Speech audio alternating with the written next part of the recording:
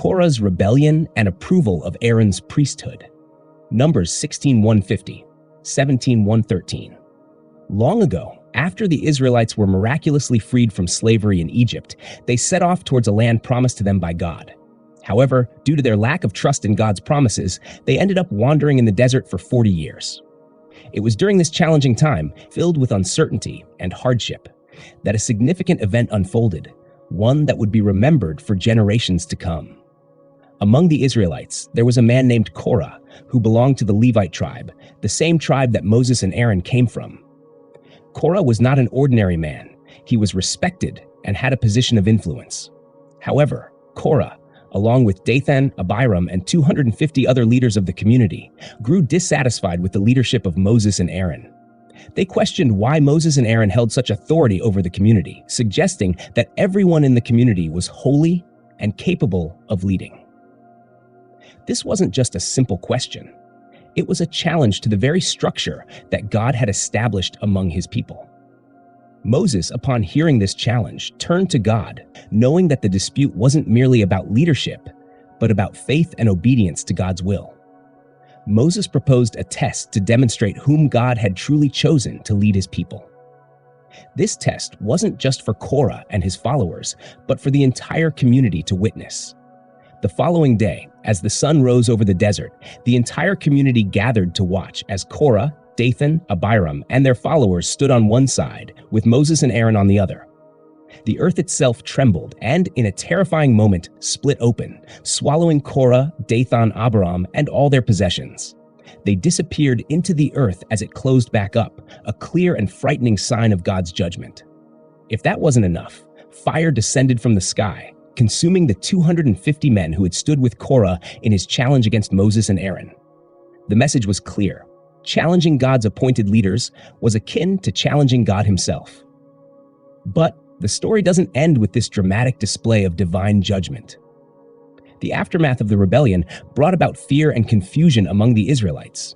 To prevent any future disputes over the priesthood and to affirm his choice of Aaron and his descendants, God instructed Moses to perform a unique test involving the staffs from each of the tribes of Israel.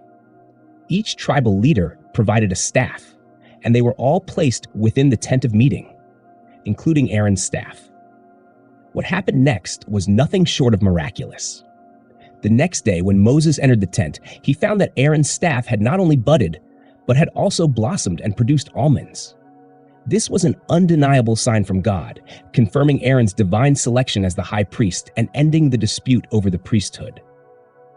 The blossoming of Aaron's staff was a powerful symbol.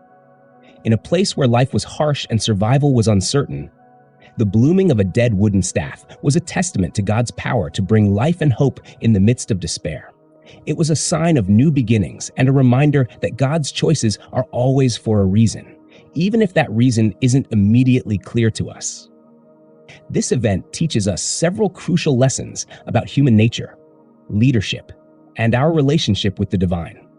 First, it highlights the dangers of envy and ambition. Korah and his followers, despite their positions of influence, sought more power and questioned the authority of Moses and Aaron, not out of genuine concern for the community, but out of a desire to elevate themselves. Their rebellion was rooted in dissatisfaction with what they had been given, a sentiment that can lead to destructive outcomes.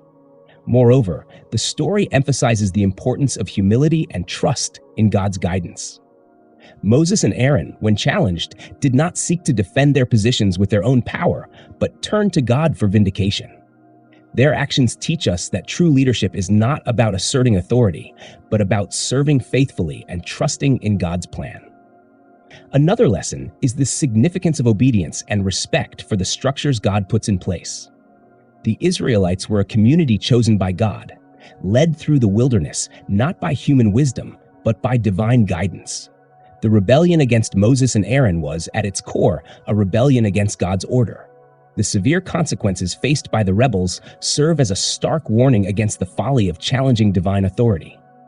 Finally, the story of Korah's rebellion and the miraculous sign of Aaron's staff blossoming teach us about God's mercy and his desire for reconciliation.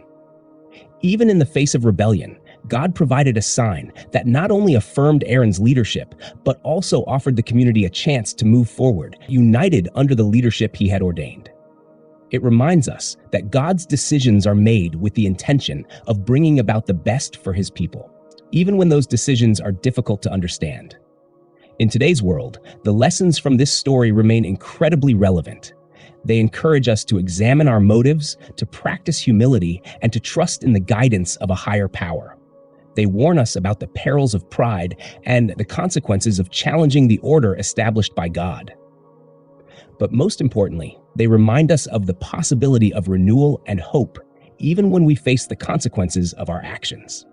As we navigate the complexities of modern life, the story of Korah's rebellion serves as a timeless reminder of the values that should guide us: faith, obedience, humility, and trust. It teaches us to respect the roles and structures established by God, reminding us that leadership is a responsibility given by the divine, to be exercised with care and reverence. In reflecting on this story, we are encouraged to seek a deeper understanding of our place in the world and to strive for a life that honors the divine order, trusting in the wisdom and goodness of God's plan for us.